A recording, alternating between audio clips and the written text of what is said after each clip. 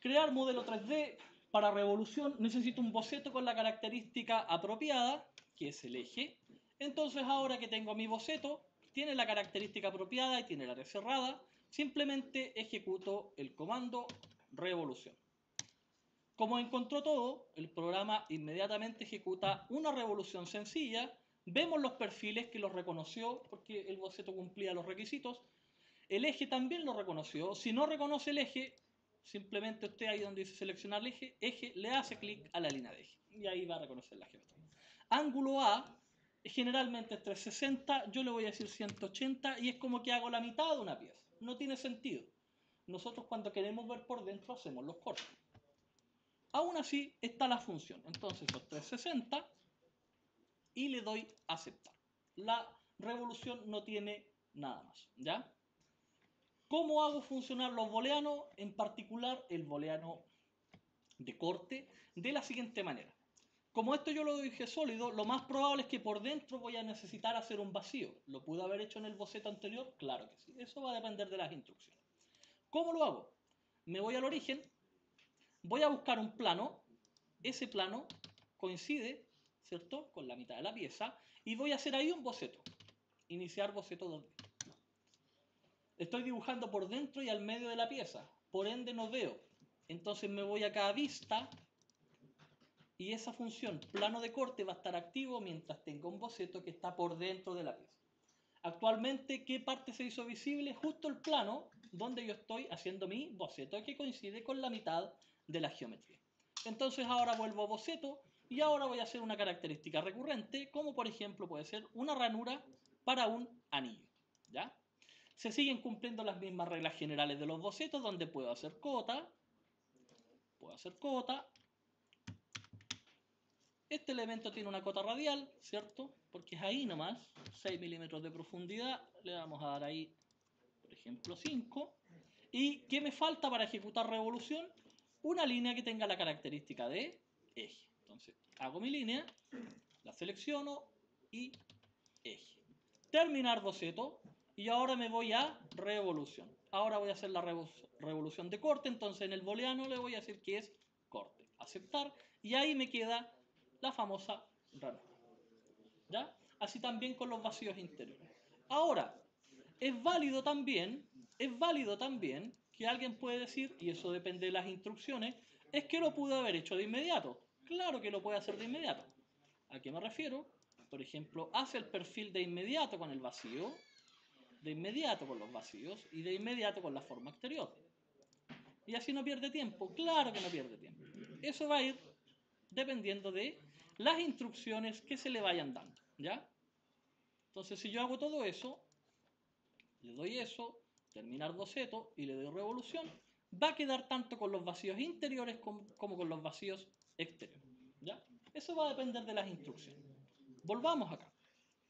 Tengo eso, ¿ya? Ya mostré cómo hacer el booleano de unión, que es la geometría básica, cómo hacer el booleano de corte para remover material. ¿Qué me queda? Veamos acá. Vimos eso, que fue como hicimos la ranura. Me queda esto, modificación 3D. Particularmente para este tipo de piezas y para este tipo de técnica, vamos a requerir de agujeros y a esos mismos agujeros le vamos a hacer patrones. ¿Ya?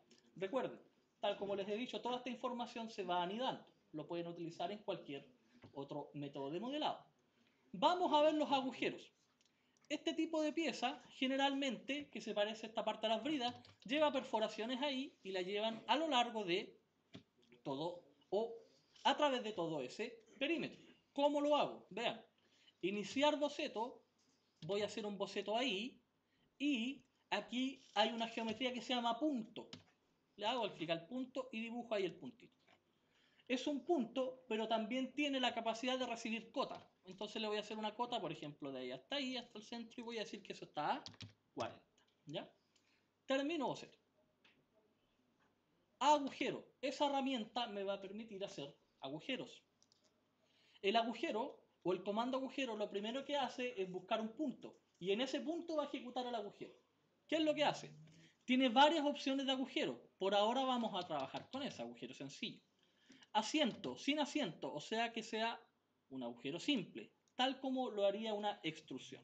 Vean, ahí en naranjito está lo que planea cortar. De hecho, el color, cuando la revolución no quede sólida, quede como superficie, va a ser ese. Ahí está indicando que ahí hay algo para cortar. Le voy a dar escariado, que es el contraborde. Vean, ahí está quedando una parte más grande y una parte más pequeñita. Y ahí está el famoso avellanado. ¿Ya? Vamos al contraborde.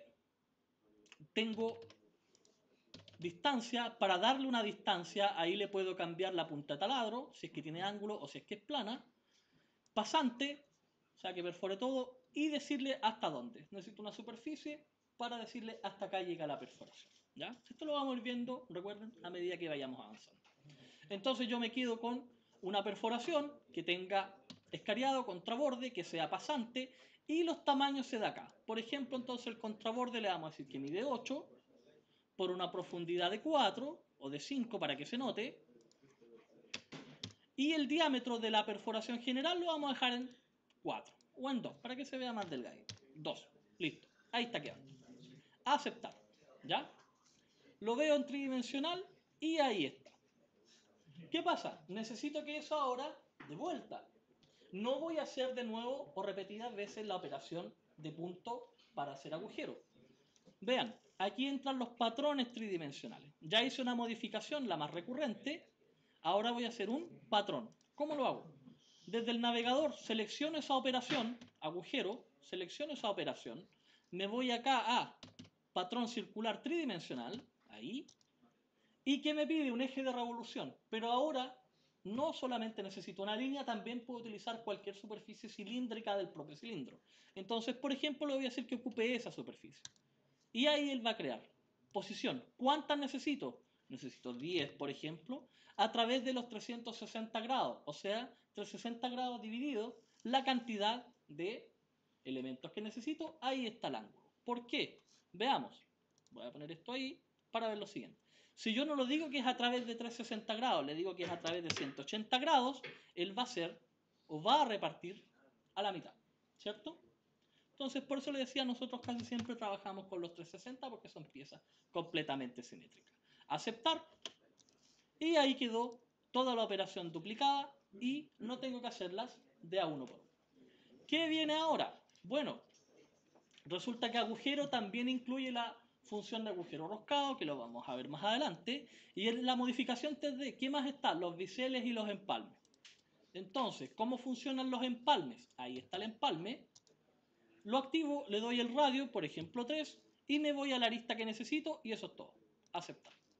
Lo mismo los chaflanes. Por ejemplo, hagamos uno de 2x45, le digo las aristas que necesito y eso es todo. Aplicar, aceptar y eso es todo.